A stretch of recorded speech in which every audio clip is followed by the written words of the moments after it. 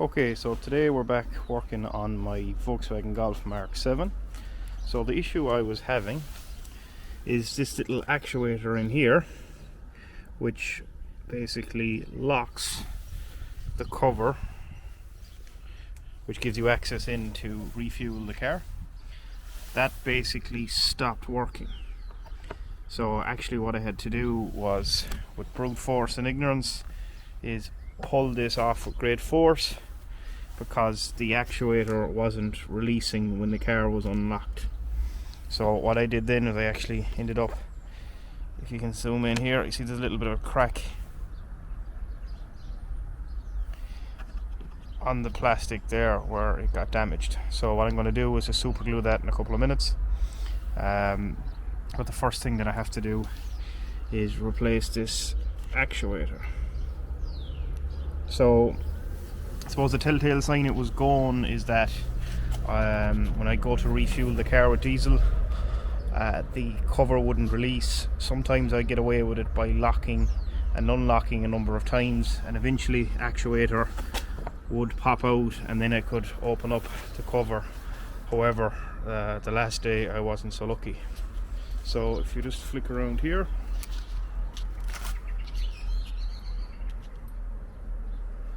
I will show you the replacement part. So here's the Volkswagen OEM part. So if you look in here, you'll see the part number is 5C6810-773K.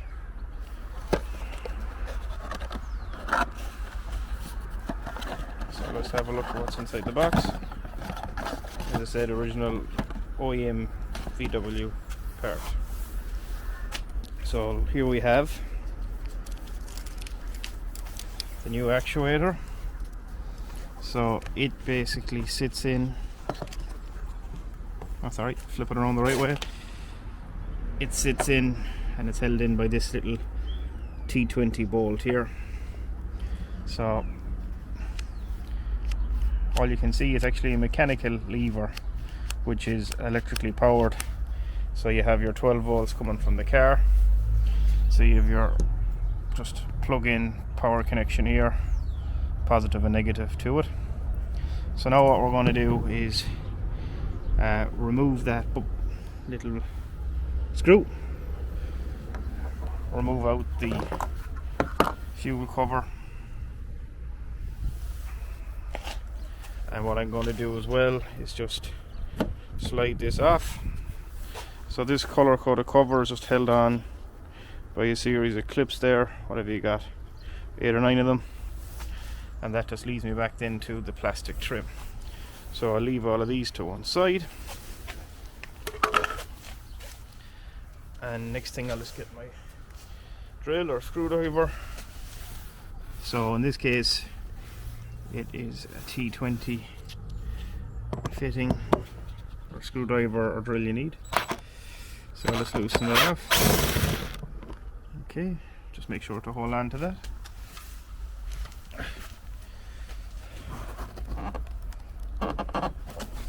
Okay, so now with a bit of brute force and ignorance,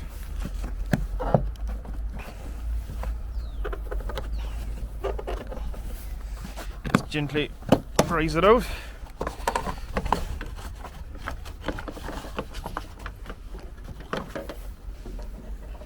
So you see you have a little runoff drain hose pipe, just gets rid of any of the diesel that builds up here and drops it out underneath the body of the car.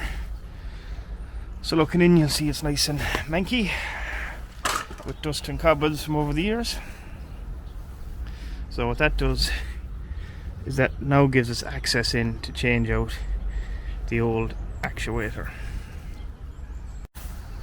Okay, so trying to have enough hands to hold the camera and pull out this. So the actuator just slides off. It's nice and dusty.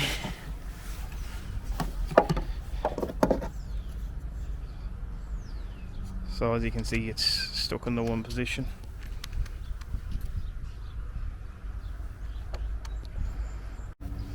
Okay, so if you follow my finger, at the top of my finger you'll see there's actually a rubber grommet which houses the cable into the body of the car. So I'm just going to pull that out with my finger.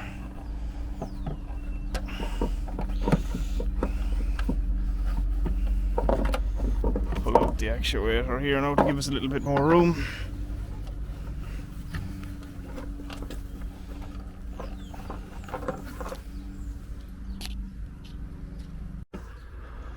Okay, so now we pulled out the rubber bung with the little cable going through it. We have to look in up here through the body of the car, through the hole, and we have to note the orientation of the live and the neutral cables. So the live is the red and the blue is the neutral. So as I'm looking at it here, don't know if it's possible to see quite with the camera, but the blue, the negative cable, is located at the bottom of the connector. So just to access that connector, we have to come into the boot of the car, and what I've done is, just using a flathead screwdriver, I've prized out this plastic. Now be gentle with it. So I've just removed out the trim, and that enables me to get in and have access in to the back of the connector or the plug. So you will see it, I'll just point it out with the screwdriver. It is located just where the screwdriver is tapping off there now. Sorry, just catching the gimbal. It's just located in there. So now I'm just going to squeeze on the connections and unplug it. Okay, so having removed back the trim on the inside, I was actually able to get my hand in and just remove that little plastic clip, or I think what some guys refer to it as the Christmas tree clip. It's like the little plastic guy you see when you remove out the door cards. So that just secures or mounts the electrical connection onto the body or the metalwork of the car itself. So now what we're going to do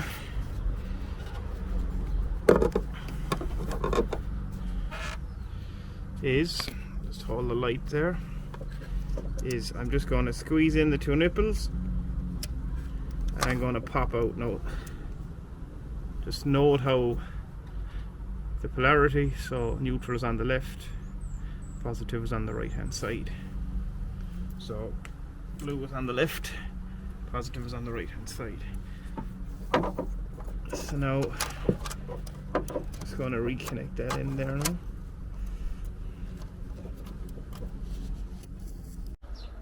Okay, so now we have the new actuator in. We're going to simulate closing the fuel cap. So I would recommend checking this before you rebuild everything or put everything back together. So I'm closing the door, it's pushing that in, and because the car is unlocked, if I apply pressure again, it releases. So the actuator is doing what it's doing because it's not getting any power, so it's not locked into position. Now I've pushed in again, and now I'm locking the car. You can see it shake, and now it's not releasing the actuator because it's a security device. If I unlock this now, if I push on this, it releases the actuator. So we know that that is doing what it should do. So now we just need to rebuild it all back together again. Okay, so I'm just going to swap hands here.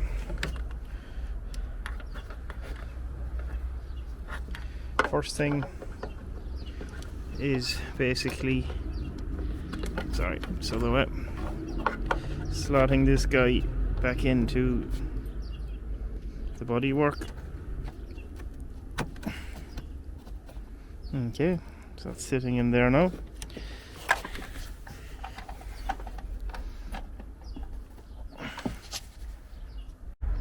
Okay, now we're just going to go work in from the back of the car or through the boot. So we're getting back in behind the trim. I have just my orange light in there, and I fish back in the actual electrical connection itself.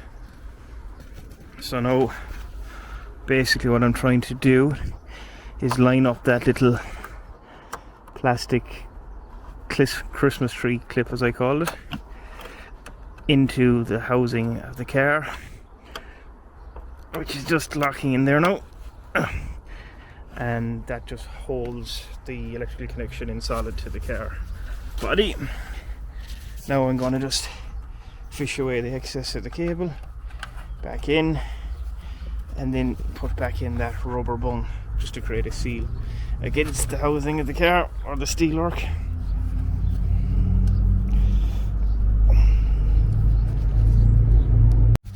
Okay, so that rubber bung takes a little bit of work. You have to kind of press in, so with your finger go around the edge, all the edges or the circumference of it, apply the pressure in, and then it'll sit in nice and snug, keep everything nice and tight.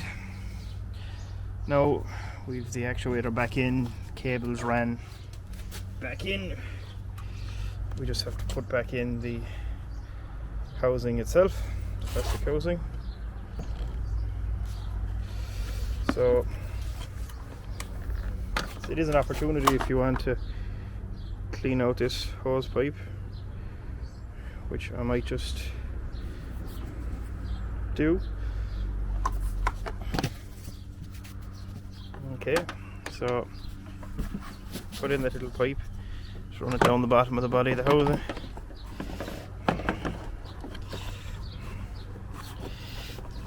Okay.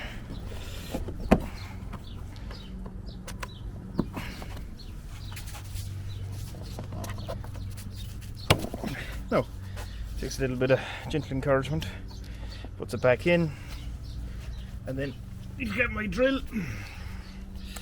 Just put back in the screw we removed earlier. Oh, don't over tighten it, as it's plastic.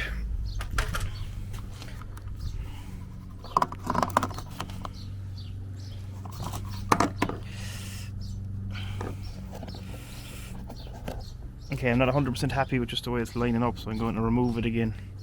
See how it's not lining up with that hole, or it's not centering too well.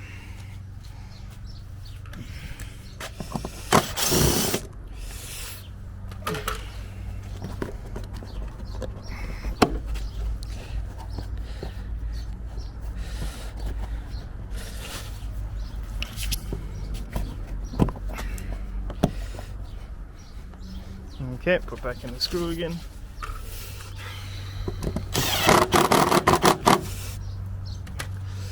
Back in your filler cap. Now what I'm just going to do is clean out that little hole there a little bit, or the drain hose. Just have a flathead screwdriver. Just clean it out. It was a little bit bunged up, and you can see where the diesel had no place to run off internally here. So that's nice and free now for the excess diesel to run off out through the drain pipe. Finally now I'm going to get back, I'm just going to super glue this little joint here. As I said earlier in the video, that I broke when I had to force it off when the actuator wasn't releasing, when I was at a diesel station or petrol station. So I'm just going to do that using some Loctite super glue.